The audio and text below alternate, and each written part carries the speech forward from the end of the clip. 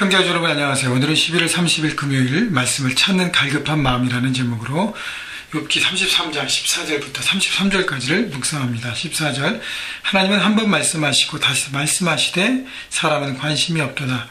자, 엘리울은 욥이 자신의 고통 가운데 하나님 앞에 기도하고 나갔지만 하나님께서 침묵하신다고 말씀하지 않는다고 얘기했습니다. 거기에 대해서 엘리우가 욥에 대해서 얘기하는 것입니다. 하나님은 말씀하시는데 한 번 하시는 것이 아니라 계속적으로 지속적으로 말씀하신다는 것이죠. 근데 사람이 관심이 없다는 거예요. 사람은 자기가 듣고 싶은 때만 들으라고 하지 하나님께서 어떻게 언제 말씀하시는 데서 관심이 없다는 것이죠. 자기가 원하는 자기 중심으로만 듣는다는 것입니다. 자, 그래서 하나님 어떻게 말씀하시나? 15절 사람이 침상에서 졸며 깊이 잠들 때나 꿈에나 밤에 환상을 볼 때에 그가 사람의 귀를 여시고 경고로서 두렵게 하시니. 자, 하나님은 침상 가운데서도 밤에 환상으로 꿈으로 잠을 통해서도 말씀하신다는 거예요. 그러니까 하나님은 여러 가지 채널을 통해서 말씀하시고 주시기 때문에 하나님 말씀에 귀를 기울이고 생각하고 바라봐야 한다는 것이죠. 17절 이는 사람에게 그의 행실을 버리게 하려 하심이며 사람의 교만을 막으려 하심이라. 왜 하나님은 어떨 때는 침묵으로 말씀하시고 어떤 때는 다른 방법으로 말씀하시고 어떨 때는 환경을 통해서 어떻게 사람을 통해서 말씀하시는 다양한 채널로 우리의 어떤 예상과 상식과 어떤 그런 것을 떠나서도 말씀하시는 이유가 무엇일까? 그것은 사람의 교만을 막으려 하시는 거예요. 결국은 하나님이 되심을 가르치십니다. 우리 인간은 인간됨을 깨닫게 하고요. 그래서 내가 주관되는 것이 아니라 하나님의 주관 아래 우리가 우리의 모든 생각을 쳐서 복종시키기 위한 것이죠. 자, 그 다음에 또 하나는 사람에게 그의 행실을 버리게 하라는 것은 하나님의 말씀은 잘못된 길로 가고 있는 삶에 대해서 깨닫게 하고 돌이키게 하고 온전하게 세우게 하는 것이 하나님의 목적인 것입니다. 18절 그는 사람의 혼을 구덩이에 빠지지 않게 하시며 그 생명을 칼에 맞아 멸망하지 않게 하시니라. 자, 하나님께서 말씀하시는 목적은 그 영혼들을 붙잡는 것이죠. 어떤 절박한 상황이나 여러 가지 상황 가운데 넘어져 있을지라도 거기서 그 삶을 포기하지 않고 건져내서 세우기 위한 다시 세우기 위한 하나님의 목적인 것입니다. 그렇기 때문에 하나님은 살리시고 세우시는 그 목적으로 우리에게 말씀하신다는 것이죠. 19절 혹은 사람이 병상의 고통과 뼈가 늘 수심이 징계를 받느니 그의 생명은 음식을 싫어하고 그의 마음은 별미를 싫어하여 그의 살은 파리하여 보이지 아니하고 보이지 않던 뼈가 드러나서 그의 마음은 구덩이에 그의 생명은 멸한 자에게 가까워지느니라. 하나님은 또 고통을 통해서 말씀하신다는 것, 육신의 질병, 또 마음의 아픔들 여러 가지 문제들을 통해서 인간에게 말씀하신다는 것이죠. 그래서 어떤 뜻이 있습니까? 고통에도 뜻이 있다고 얘기합니다. 고통에도 하나님의 뜻이 있다는 것이죠. 그렇기 때문에 하나님의 뜻 안에 있는지를 우리가 바라보고 우리 삶의 많은 고통과 여러 가지 문제들 가운데 우리가 절망할 때도 거기에 하나님의 뜻이 있는 것을 우리가 찾아내고 바라보고 그리고 계속적으로 귀를 기울여야 하는 것입니다.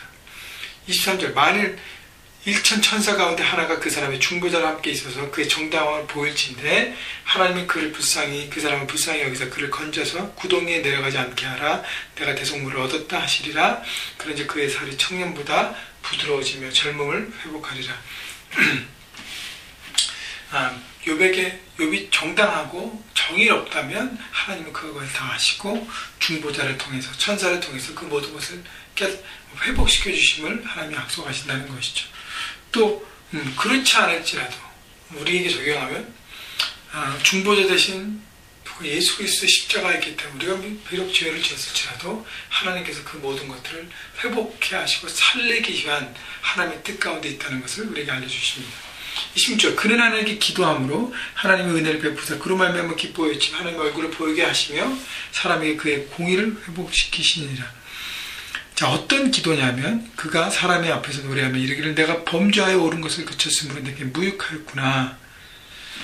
자신의 죄악을 인정하고 자신의 그 죄인됨을 인정하고 하나님 보시는 죄인 것을 인정하고 고백하고 나갈 때 우리의 영혼이 회복되고 새롭게 되는 것입니다. 그래서 28절 하나님이 내 영혼을 건지다 구덩이에 내려가지 않게 하셨으니 내 생명이 빛을 보겠구나 하리라. 그래서 어둠에서 빛 가운데 회복되고, 우리가 지금 당한 고난이 내 죄악 때문에 그런 것이 아닐지라도 우리가 인간적인 기본적인 죄를 고백하고 죄인됨을 고백하면 하나님 우리가 우리 삶 가운데 흐르고 겸손한 우리의 자세 가운데 하나님의 은혜가 흐르게 돼서 우리 삶에 빛이 많이 되고 빛이 충만하게 인해서 회복되는 것입니다. 그래서 늘 하나님 앞에 찾고 나갈 때 나는 아무것도 잘못한 게 없는데, 물론 잘못한 게 없을지라도 우리가 죄인이잖아요. 이 일일 때는 잘못이 없지만 우리가 다른 일에는 잘못함이 있지 않습니까? 우리 마음으로 지는 죄악듯이 있지 않습니까? 그래서 겸손함으로 하나님께 나가는 것이 필요하다는 것입니다. 29절 실로 하나님 사람에게 모든 일을 제삼 행하심은 그들의 영혼을 구동에 이끌어 생명의 빛을 그들에게 비추려 하심이라. 하나님의 행하심, 말씀하시고 고통 가운데 뜻을 보여주시고 중보자로 우리를 살리시는 그 목적은 결국 뭐예요? 우리의 삶의 빛을 비추기 위한 하나님의 뜻과 하나님의 섭리와 하나님의 사랑이라는 것입니다. 어둠에서 빛으로 절망의 소망을 주신 하나님. 그 31절 엘리와 욥이 이게 말합니다. 내 말에 귀담아 들으라. 잠잠하라. 내가 말하리라. 할 말이 있거든 대답하라. 내가 기쁜 마음으로 그대를 의롭다 하리니 그대는 말하라. 만일 없으면 내 말을 잠잠하라.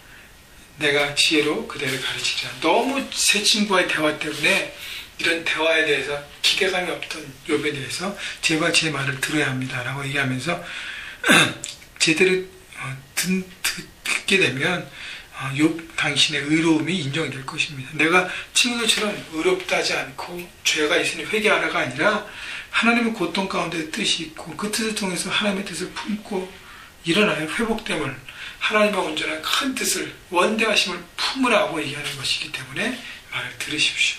여러분, 갈급함으로 참는 사람에게 하나님의 은혜가 부어지는 것입니다. 과연 나는 갈급한가?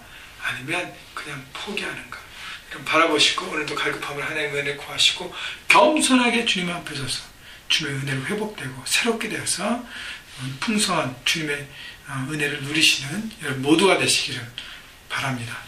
이제 오늘로써 11월 마지막 날이 끝났고 내일부터 이제 올해 2012년의 마지막 날, 첫날이 시작합니다. 우리 마지막 달을 바라보면서 또 하나님께서 2011년을 잘 정리하고 2013년 새롭게 준비하실 마지막 달을 우리 믿음 가운데 또 바라보시면서 서가는 여러분 모두가 되시기를 주님의 이름으로 축복합니다.